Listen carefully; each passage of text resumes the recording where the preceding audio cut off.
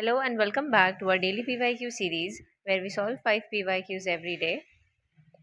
And अभी तक हमने पार्लियामेंट के पहले के जितने भी चैप्टर्स हैं, right, as we are going chapter wise and we are actually by doing this we are actually covering the most high yielding areas of polity. ठीक है, क्योंकि पार्लियामेंट के पहले जितने भी चैप्टर्स हैं पॉलिटी में सारे चैप्टर्स हाई यील्डिंग एरियाज में आते हैं. ठीक है, and we have done all the PYQs of all those chapters. So if you are new to this series and अगर आपने वो लेक्चर्स नहीं देखे हैं, please go and watch those lectures. I share the link of the PYQ playlist in the description. ठीक है, चलो तो आज भी हम पार्लियामेंट के क्वेश्चन से कंटिन्यू करेंगे. अगर आप नोटिस कर पा रहे हो तो पार्लियामेंट के बहुत क्वेश्चंस आ चुके हैं अभी तक पॉलिटी में. ठीक है, प्रीलिम्स में. पार्लियामेंट बहुत ही ज़्यादा इंपॉर्टेंट टॉपिक हो जाता है. पार्लियामेंट चैप्टर में जितने भी एरियाज कवर्ड हैं, Lok Sabha, Rajya Sabha, press, speaker, deputy speaker, chairman, deputy chairman, all of these topics, budget, then there is a detailed description of what are the powers of Lok Sabha, then difference between Lok Sabha, all of it, money bill, normal bills. ठीक है, सब कुछ जितनी भी चीज़ें हैं इस chapter में सब कुछ बहुत इंपॉर्टेंट है प्रीलिम्स पॉइंट ऑफ व्यू से. ओके, और अभी जैसे आप क्वेश्चंस देख रहे हो तो उससे भी आपको समझ में आ रहा होगा. एक और चीज़ जो समझ में आ रही होगी वो ये कि एक ही तरह के ऑलमोस्ट क्वेश्चन पूछे जाते हैं. जैसे स्पीकर से क्वेश्चन पूछ रहा है, या बेस्ट एग्जाम्पल ले लेते हैं मनी बिल और राज्यसभा या एंड लोकसभा, ये तीन जो टॉपिक्स हैं इनमें ऑलमोस्ट सिमिलर चीज़ें पूछता है यूपीएससी. ठीक है, जब भी पूछता है. चलो तो let's continue with this today, but before proceeding, a special announcement regarding our prelims mentorship program, that we are giving 1 month access to this program for just ₹500. but ये actually में proper real investment आप नहीं मत समझो इसको, because this is going to be 100% risk free investment. You will be joining us for 1 month. ठीक है, and then you will be preparing with us for that complete month. इसके बाद भी अगर आपको लगता है कि you don't want to join our program and you want to choose some other program, ठीक है, तो we will refund this 500 to you without asking anything. okay, ठीक है. so इससे आपको ये समझ में आ रहा होगा कि हमारा प्रॉफिट जैसा कोई मोटिव नहीं है इस 500 के पीछे. ठीक है, वी एक्चुअली रियली वांट कि ज़्यादा से ज़्यादा एस्पिरेंट्स हमारे इस प्रोग्राम को ज्वाइन करें और उसका एक्सपीरियंस लें, that how is it different and not available in the market. Okay, तो इसीलिए वी आर डूइंग दिस. ठीक है, okay. Also because when we were aspirants, just aspirants, ठीक है, तो we faced many issues. ठीक है, and particularly in this mentorship वाला area, that people often they promise कि they'll give you one-on-one mentorship but they don't provide that. Plus they promise कि वो आपको प्रीलिम्स की प्रिपरेशन बहुत बढ़िया से टू द पॉइंट करवाएंगे, लेकिन ये चीज़ भी वो नहीं करते हैं. ठीक है, वो वही चीज़ रिपीट करते हैं, बहुत सारा मटेरियल दे देना, करंट अफेयर्स बहुत सारा दे देना. ठीक है, तो दे विल प्रोवाइड यू जो ज़रूरी है, लेकिन उसके साथ साथ जो ज़रूरी नहीं है वो भी बहुत सारा दे प्रोवाइड. इसकी वजह से there is a lot of time and energy wastage. ठीक है, ये सारी चीज़ें से हम आपको बचाना चाहते हैं. That is why we are here with this programme of hours and we want कि आप इसको ट्राई करो. ठीक है, इसके कुछ फीडबैक्स हैं, those who have already joined us. So these are some of the feedbacks. You can pause the video and read these feedbacks. ठीक है, और इसमें आपको जैसे ये वाले में आपको ये भी दिख रहा होगा कि how the students they share their task. ठीक है, for each particular day and then we also update them. इसी अच्छा हाँ, ये तो मैंने बताया ही नहीं कि हम मेंटोरशिप कैसे कैरी आउट करते हैं. 1-on-1 हम ग्रुप बनाते हैं. ठीक है, जिसमें स्टूडेंट होता है और उसका मेंटोर होता है. That's all, no other student and nobody else. ठीक है, सो इस पर्टिकुलर ग्रुप में the student is free to share and like ask any query, या फिर कुछ भी उसको कुछ भी इशू आ रहा है दिन भर में या प्रिपरेशन के किसी भी टाइम में, ही और she is free to ask us that. ठीक है, चलो ओके. इसके बाद okay, another reason why should you join us is that the core team of ours. ठीक है, जो भी हमारे कोर टीम के मेंटोर्स हैं, all of them have either scored or cleared forest service cut off. ठीक है, प्रीलिम्स में फॉरेस्ट का cut off, which you must be knowing it is really hard to crack. And to put it in actual perspective, CSE prelims में 13 से 15 हज़ार बच्चे qualify करते हैं. इसका मतलब क्या हुआ कि इसका कट ऑफ कम होता है as compared to forest service का प्रीलिम्स कट ऑफ, जिसमें सिर्फ 1000 से 1100 बच्चे ही क्लियर कर पाते हैं, ठीक है। चलो, तो इससे आपको आइडिया लग रहा होगा the level of expertise that we mentors have on this platform. Okay, and you have IFS Mohit Bansal. He is currently serving in Jharkhand. ठीक है, he has got experience of 3 mains and 2 interviews. Then we have Jiten sir with 2 mains and 1 forest mains का experience. And then this is me. ठीक है, so I've got experience of 1 mains and I have cleared GS cutoff in prelims twice. जिसमें 2023 में I scored 87 which is 12 marks more than the general cutoff of this year. ठीक है, तो हम तीनों में जो बेस्ट पार्ट है वो मैं ऑलरेडी आपको मेंशन कर चुकी हूँ, and you will really not find this in any platform I would say. Okay, because आप क्या करते हो ना, गलती क्या होती है आपसे या फिर किसी भी एस्पिरेंट से, इनफैक्ट हमने भी ये गलतियाँ की हैं कि हम उनका कोर्स ज्वाइन कर लेते हैं जो मेंस क्लियर करते जा रहे हैं। ठीक है, चलो उन्होंने प्रीलिम्स क्लियर किया है लेकिन किस मार्जिन से? If they are barely just crossing the cut off, don't you think आपको और थोड़ा बेटर जो पर्टिकुलर मेंटोर या फिर जो पर्सन स्कोर कर रहा है decent marks more than margin, ठीक है, आपको उसको ज्वाइन करना चाहिए बिकॉज उसके पास ज़्यादा एक्सपर्टीज होगी, राइट? ठीक है, चलो फिर आता है जो एक और मिस्टेक आप करते हो, बिग नेम्स के पीछे भागने की। तो इसमें क्या होता है ना, they admit many students, a lot many students, thousands of students. तो उससे क्या होता है, you won't get one to one guidance over there. Okay, it's just not possible because for any mentor कि वो एक मेंटोर जिसको जिसको जिससे इंस्पायर होकर आप उस पर्टिकुलर प्रोग्राम को ज्वाइन कर रहे हो, वही मेंटोर आप सबको मेंटोर कर देगा, नहीं पॉसिबल है ना? ठीक है, चलो, so give this program a thought, give it a try, and you will know how this program would prove to be a game changer for your prelims 2025. Okay, and even if you're preparing for next year, this is going to be an amazing program for all of you. Okay, chalo, proceeding with questions. Question number 1: what will follow if a money bill is substantially amended by the Rajya Sabha? ठीक है, substantially amended by the Rajya Sabha का मतलब ये हो रहा है यहाँ basically कि राज्यसभा ने कुछ रेकमेंड किया है। Why am I saying this कि कुछ रेकमेंड किया है? Because in case of money bill, हमने अभी तक इतने क्वेश्चंस कर लिए हैं इसके कि अभी तक ये आपको रट गया होगा जितने भी लोग कंटिन्यूसली इस सीरीज को देख रहे हैं, कि मनी बिल के केस में राज्यसभा सिर्फ रिकमेंडेशन दे सकता है। ठीक है, उनको एक्सेप्ट करना या रिजेक्ट करना पूरा लोकसभा के कंट्रोल में होता है। ठीक है, तो Rajya Sabha literally can not amend money bill, ठीक है, और वो 14 डेज से ज़्यादा रख भी नहीं सकता अपने पास। ठीक है, तो लेट्स रीड दी ऑप्शंस, क्या होगा अगर राज्यसभा ने कुछ रेकमेंड किया है? तो the Lok Sabha may still proceed with the bills accepting or not accepting the recommendations of the Rajya Sabha. Correct? But let's read the other options. The Lok Sabha cannot consider the bill further. ऐसा तो कुछ नहीं है, मतलब Lok Sabha is superior in case of money bill, तो ये point तो आता ही नहीं है। ठीक है, then Lok Sabha may send the bill to the Rajya Sabha for reconsideration. Again, this does not happen in case of money bill. Lok Sabha को मानना होगा वो मानेगी, नहीं मानना होगा नहीं मानेगी. They won't send it back to Rajya Sabha. President may call a joint sitting. In case of money bill, remember this, joint sitting नहीं होती है. ठीक है, clear? चलो, so answer is A.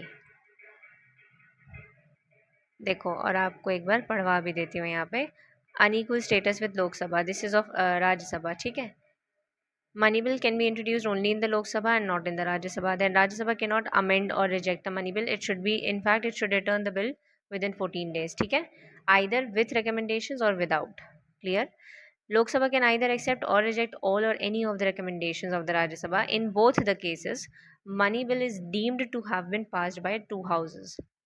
ठीक है, अब ये, और हाँ, ये बुक से ही लिया है मैंने। In fact in every lecture I take the explanation of the question from the book itself, so that आपको ये समझ में आए कि स्टैटिक कितना ज़्यादा इंपॉर्टेंट है। इनफैक्ट पॉलिटी में स्टैटिक ही मोर देन 90% इम्पोर्टेंस रखता है। ठीक है, and that to your own Laxmikanth, just Laxmikanth. ठीक है, चलो फिर, a financial bill not containing solely the matters of article 110 can also be introduced. अच्छा, ये आर्टिकल्स जो बुक में मैंशनड है ना, इनफैक्ट जो बहुत इंपॉर्टेंट टॉपिक्स हो जाते हैं, जैसे लोकसभा हो गया, राज्यसभा हो गया, मनी बिल हो गया, तो इनके आर्टिकल्स आपको याद होने चाहिए। ठीक है, can also be introduced only in the Lok Sabha and not in the Rajya Sabha, जो फाइनेंशियल बिल होते हैं बेसिकली। ठीक है, फाइनेंशियल बिल में और मनी बिल में दो सिमिलैरिटीज़ होती हैं।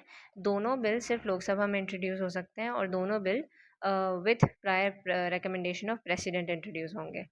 ठीक है, so remember this similarity between financial bill and money bill. In fact अभी रट लो इस चीज़ को, काफ़ी कन्फ्यूजन होता है और इस पर क्वेश्चन भी आ चुका है एक बार, तो और अच्छे से याद होना चाहिए। ठीक है, the final part to decide whether a particular bill is a money bill or not is vested with the speaker. ठीक है, अगेन यहाँ पे सुपीरियर पावर है लोकसभा के पास। Speaker of Lok Sabha presides over the joint sitting of both the houses. ठीक है, ये this is not related to the money bill butt joint sitting. Clear? एक और इम्पॉर्टेंट चीज, every such bill is considered to be a government bill, that means it can be introduced only by a minister. This we are talking about money bill. ठीक है, चलो next question. Consider the following statements. The chairman and deputy chairman of the Rajya Sabha are not the members of that house. अच्छा, let's see. देखो, presiding officer of Rajya Sabha is the chairman. ठीक है, now who is the chairman? The vice president of India is the ex officio chairman of Rajya Sabha. Now since vice president दोनों में से किसी भी house का member नहीं होता है, तो यहाँ जो ये स्टेटमेंट में बोल रहा है कि चेयरमैन और डिप्टी चेयरमैन दोनों मेंबर्स नहीं है, तो चेयरमैन का तो ठीक है कि हाँ मेंबर नहीं है हाउस का। Let's see about deputy chairman.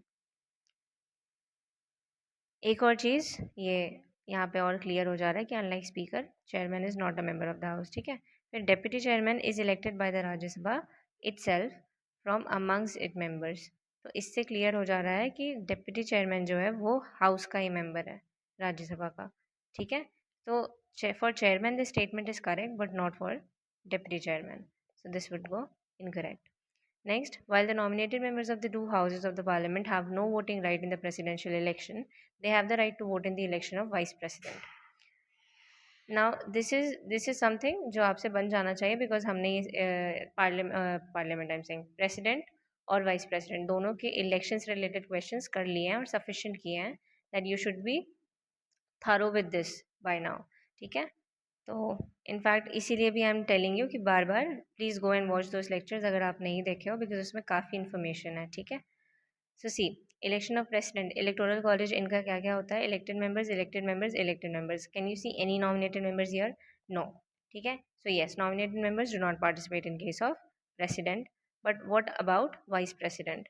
इनके केस में elected and nominated members, both of these members of the parliament, ये भी ध्यान रखना, सिर्फ पार्लियामेंट के members participate in the election. ठीक है, लेकिन प्रेसिडेंट के केस में only elected but legislative assemblies of states also participate. ठीक है, चलो, so this statement is correct, so our answer goes to only. Next question. Consider the following statements regarding a no confidence motion in India. There is no mention of a no confidence motion in the Constitution of India. Okay. A motion of no confidence can be introduced in the Lok Sabha only. Let's see. देखो, ये है जो book में information है। ठीक है, now article 75 क्या mention करता है? सिर्फ इतना बोलता है वो कि council of ministers shall be collectively responsible to the Lok Sabha. There is no clear mention और specific mention of this motion. This motion has been started by the house itself. ठीक है, जो rules of procedure and proceedings होते हैं उनमें ही ये भी एक उसी का पार्ट है. ठीक है, सो येस, कॉन्स्टिट्यूशन में इसका मेंशन नहीं है. Okay, and since we say कि council of minister shall be responsible to the Lok Sabha and not, हम यहाँ पे ना ही पार्लियामेंट बोल रहे हैं ना ही राज्यसभा बोल रहे हैं, मतलब सिर्फ लोकसभा के लिए रिस्पॉन्सिबिलिटी होती है उनकी. ठीक है, तो सिर्फ लोकसभा में ही ये पास हो सकता है. ठीक है, एक दूसरी कंडीशन क्या होती है? It need support of 50 members to be admitted. Clear? So both of these statements are correct. Now a little about our courses. Okay, so सबसे special program, the one which we are offering for 500 month 1 month access. ठीक है, this is our most special program. Why so? Because in this you get everything that you need to qualify this prelims. A dedicated mentor, and dedicated means 24/7 availability. You can call, text us anytime you want for any query, personal, academic, कुछ भी share करना हो, you are just we are just a call away. ठीक है? उसके बाद you get current affairs of 2.5 years. We have explained in one of our videos why 2.5 years is important. Also in our Telegram channel we have posted this. ठीक है? 1 year का current affair is not sufficient for UPSC. Okay? You can analyze this by yourself. All right? Then you get PYQs of 29 years, analysis plus solution. Okay, here too you are getting 5 PYQs per day, but in our course we are doing this much faster. Okay, ठीक है. इसके अलावा you also get CSET guidance, and then everything else that you need for your prelims preparation. Okay, you even get lectures of Lucent, which I don't think anybody else is providing you. But you must be knowing, if you are preparing for this attempt or next attempt, you must know that it is highly important for ancient and medieval history. Clear? Chalo. So इसको बहुत अच्छे से I have explained in detail in our first video of our channel, so you can go and watch that lecture. I'll share the link in the description. इसके अलावा we have this program without mentorship, then we have current affairs and PYQ program. Okay, and then we have solely current affairs program. So if you are not finding any of these needful right now, I'm sure current affairs is a headache for every aspirant in every attempt. So you must get this course because this will sort your current affairs thing in an amazing manner. Okay, chalo. You can even see the demo of our current affairs PDF from our Telegram channel या फिर our website. Okay, November and December has been uploaded in just 3 to 30 to 40 pages. ठीक है? Okay, I'll show you up. If you want to enroll, how can you enroll in any of these courses from our website, especially this one and the 500 one. Okay, chalo. Okay, this is our website. So scroll down and you will have here our best courses. So go to the prelims customized mentorship program wala course. Okay, click on this and this course will open. Then see यहाँ पे scroll down and you will get here one time, see this 500 plan, and you if you can see it is valid till February 27. ठीक है? So you can click on this buy now button and you can get access to this 1 month program thing. Chalo. And if you are interested in the full program, you can also click on this buy now button to get the access till prelims 2025. ठीक है? Chalo. Let's get back to the lecture now. Proceeding with next question. With reference to the union government, consider the following statements. The Department of Revenue is responsible for the preparation of union budget that is presented to the parliament. No, Department of Economic Affairs. Okay? This is incorrect. This is a fact now. You need to know this, okay? No amount can be withdrawn from the Consolidated Fund of India without authorization from the Parliament of India. Now see, what is Consolidated Fund of India? इसमें क्या होता है? Basically, Consolidated Fund of India deals with all of the finances of Government of India. ठीक है, government की जो भी borrowings हैं, जो भी गवर्नमेंट रेवेन्यू कलेक्ट कर रही है, वो सब कुछ इस फंड में जाता है. और गवर्नमेंट के जो भी एक्सपेंसेस होने हैं वो भी इसी फंड पे चार्ज किए जाते हैं. ठीक है, so this becomes really important for country. Okay, so इससे कोई भी ट्रांजैक्शन इजीली तो नहीं हो जाएगा कि सिर्फ जो गवर्नमेंट की विल है जैसे वो मर्जी चाहे वैसे खर्च कर रहे हैं, ऐसा तो नहीं है पॉसिबल. ठीक है, because this belongs to all the public of India, not just the government. Okay, इसीलिए इससे कोई भी ट्रांजैक्शन अगर करना है या कहीं भी इसके पैसे इन्वेस्ट करना है तो उसके लिए पार्लियामेंट का अप्रूवल चाहिए. Why? Parliament has people who are representatives of the common public of India. Okay, clear? I hope the logic is clear. ठीक है, so this is correct. Then all the disbursements made from public account also need authorization from the Parliament of India. नहीं, let's read about public account थोड़ा सा पहले. देखो, all other public money मतलब जो कि कंसोलिडेटेड फंड ऑफ इंडिया में नहीं आती और ना ही कंटिजेंसी फंड ऑफ इंडिया में आती है, so that is credited to the public account. ठीक है, these include see provident fund deposit, judicial deposit, saving bank deposits and all of these things.